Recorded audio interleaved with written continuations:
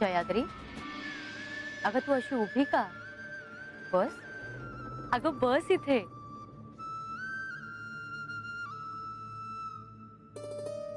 जयाद्री, तू माझी सखी आहेस, दासी नव्हे.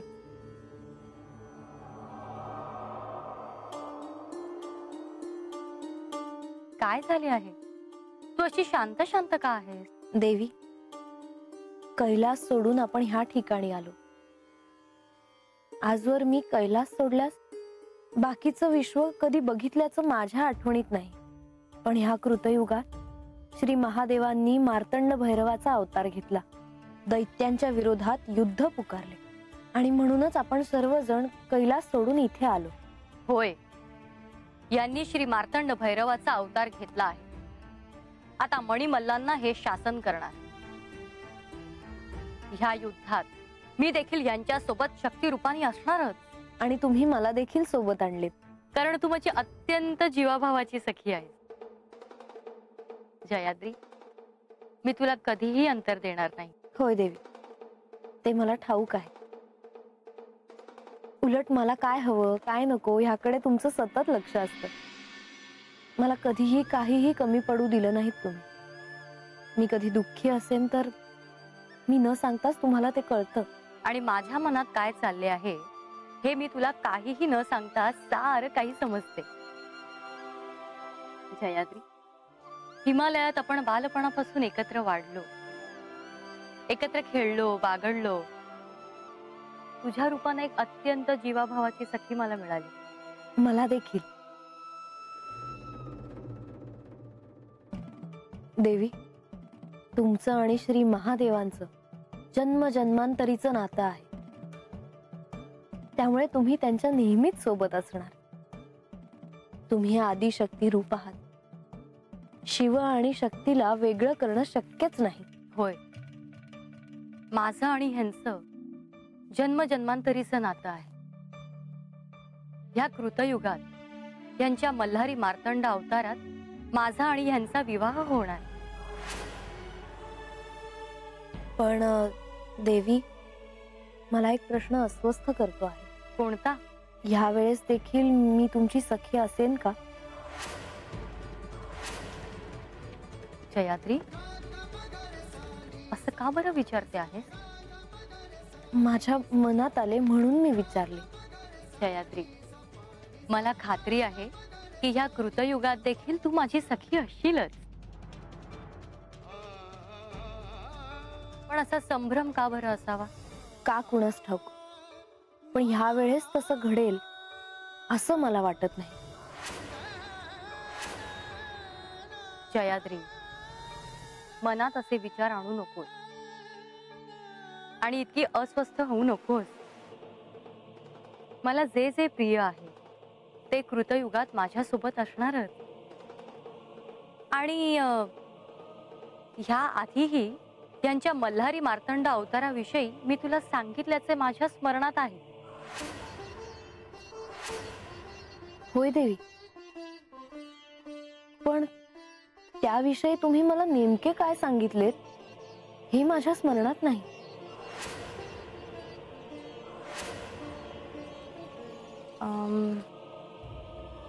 पण काय बरे सांगितले मी? मला आठवत नाही, क्षमा असावी देवी. पण तुमच्या ते स्मरणात असेल असे मला वाटले होते.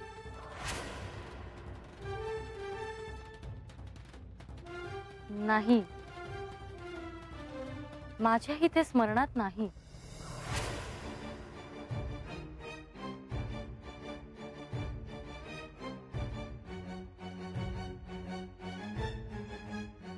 आश्चर्य आहे. मी तुला जे सांगितले ते माझे मलाच स्मरणात नाही आणि ते तुझ्याही स्मरणात नाही.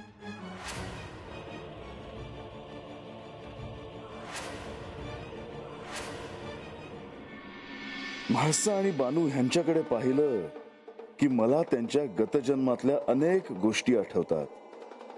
पार्वतीने जयाद्रीला कधीही दासी म्हणून वागवलं नाही, तर एक सखी म्हणून ती तिच्याशी बोलायची.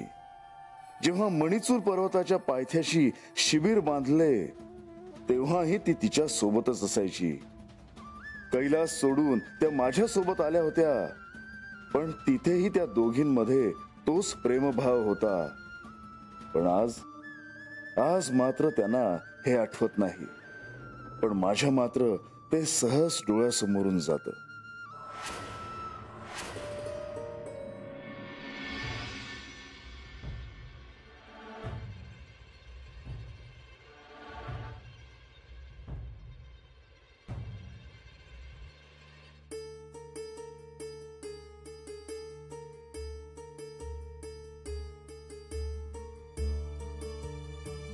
बसा देवी. देवी, अशा एकट्याच का बसला आहात? कधी आलात? आत्ताच.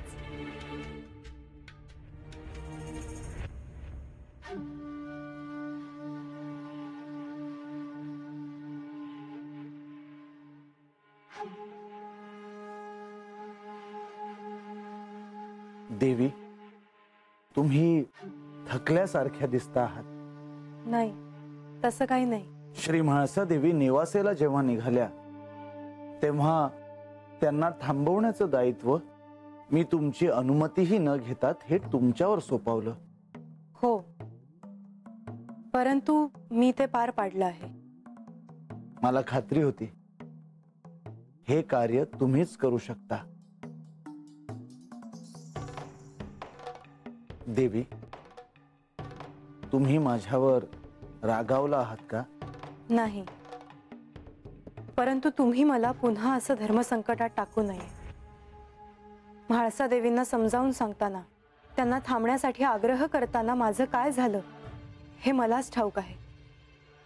देवी, खरं तर मीच त्यांच्याशी बोलणार होतो, परंतु एकूण परिस्थिती पाहता आपण त्यांच्याशी बोलावं हेच मला योग्य वाटलं. मला वाटायला लागलं आहे की आपण म्हाळसाचा देखील विचार करायला हवा. आपण करतोच आहोत. नाही, तसं नाही. मला मान्य आहे की त्यांना गतजन्माचं स्मरण नाही, जे असायला हवं. परंतु त्या कोणी सामान्य स्त्री नाहीत, प्रत्यक्ष पार्वती देवी आहेत, ज्यांनी अत्यंत कठोर साधना करून श्री महादेवांना प्राप्त केलं. परंतु इथे जर त्या एका अर्धांगिनीच्या किंवा पत्नीच्या भूमिकेतून पाहत असतील तर त्यात त्यांची काहीच चूक नाही. कारण एक स्त्री म्हणून त्यांना त्यांचे पती एका दुसऱ्या स्त्रीकडे गेले तर कसं आवडेल?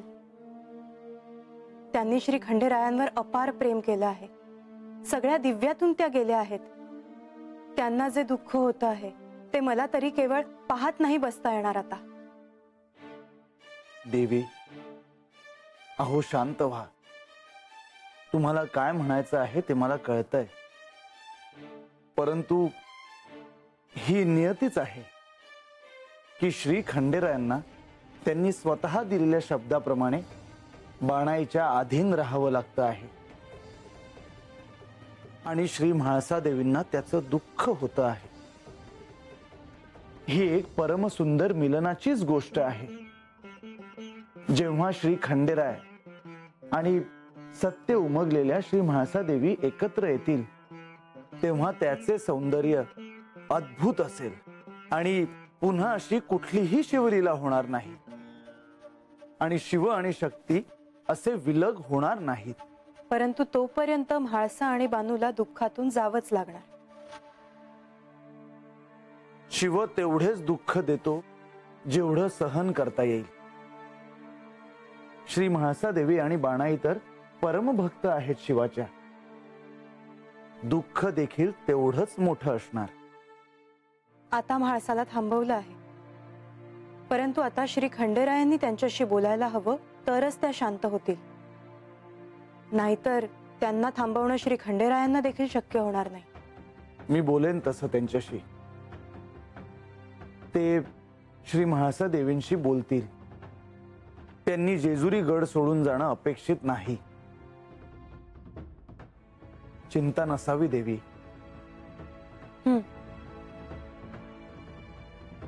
आलेच मी. देवी,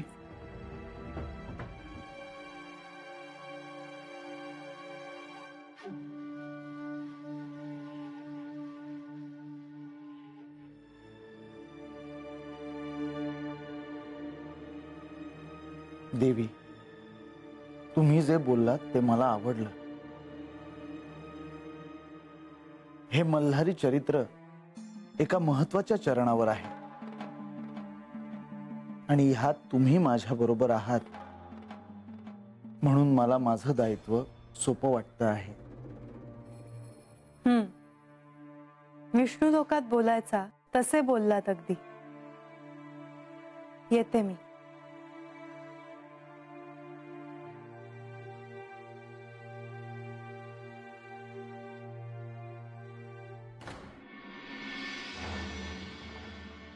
केव्हापासून थांबले आहे. उत्तरे मिळत नाहीत. तुम्ही माझे आराध्य आहात, पतीही आहात.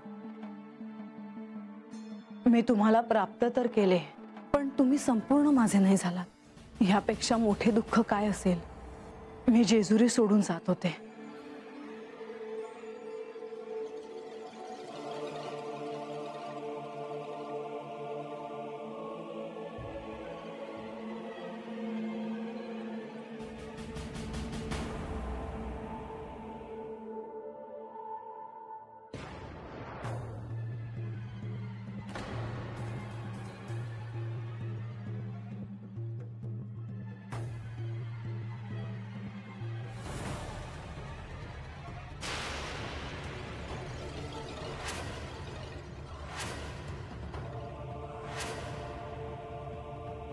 तुम्ही ओळखलंस?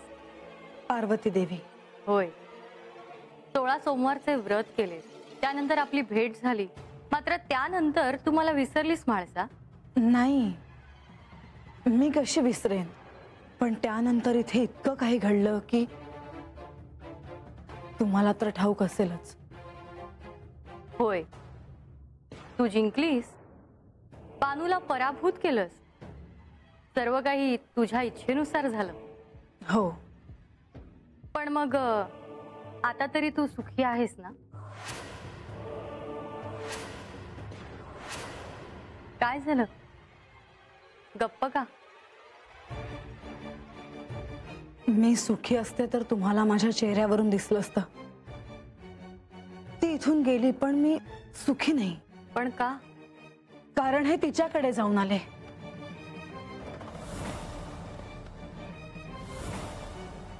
मला न सांगता.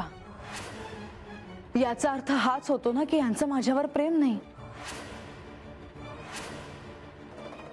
पण तुला बानूविषयी काहीच प्रेम नाही. का असावं? मी तुला याआधीच सांगितले आहे म्हाळसा की तुझे आणि बानूचे गतजन्मीचे ऋणानुबंध आहेत. असतील, पण मी तिला क्षमा करणं मला जमणार नाही. बर, पण मग काय करायचे ठरवले आहे? मी इथून जाणार होते पण थांबले. खरं तर थांबवलं. जर थांबणारच असशील तर सारं काही स्वीकारत का नाही? म्हणजे काय करू मी? बानूला पुन्हा बोलावून घे म्हाळसा. नाही, मी ते करणार नाही.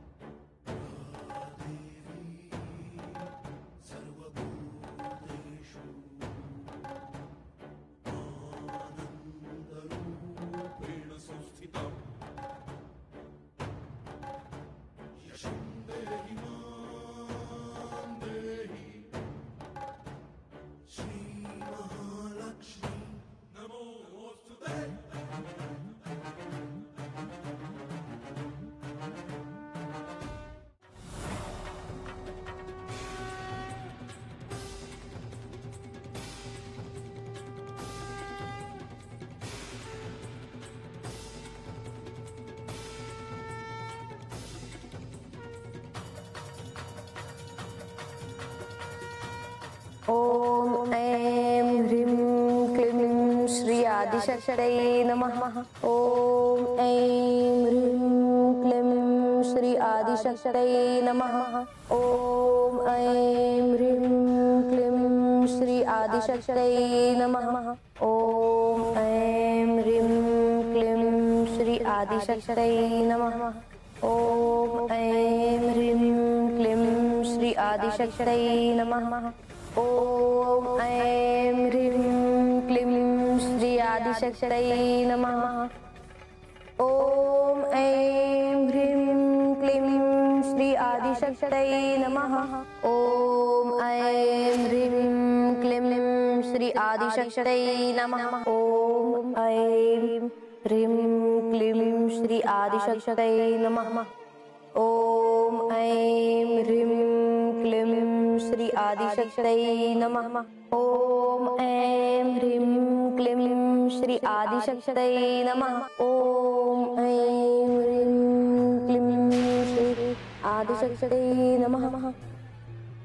ओम ऐं ह्रीं क्लीं श्री आदिशक्तये नमः।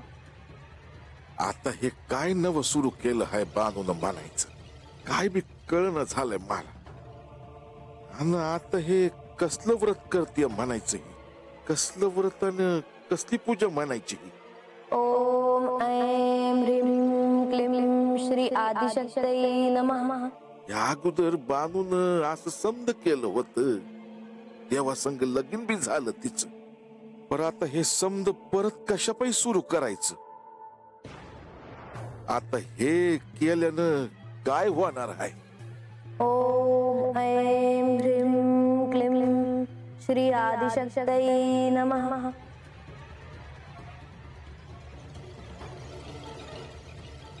ओम ऐं ह्रीं क्लीं श्री आदिशक्तये नमः.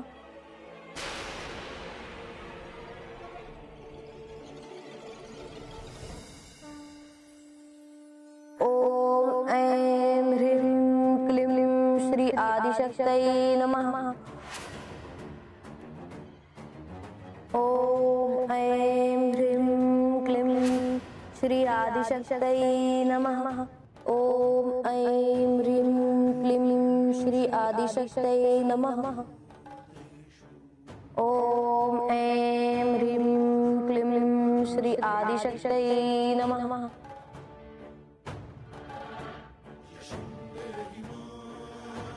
ओम ऐं ह्रीं क्लीं श्री आदिशक्तये नमः.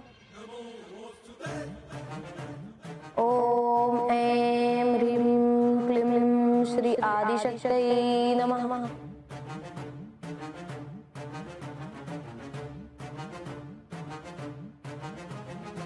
ओम ऐं ह्रीं क्लीं श्री आदिशक्तये नमः. ओम ऐं ह्रीं क्लीं श्री आदिशक्तये नमः. ओम ऐं ह्रीं क्लीं श्री आदिशक्तये नमः.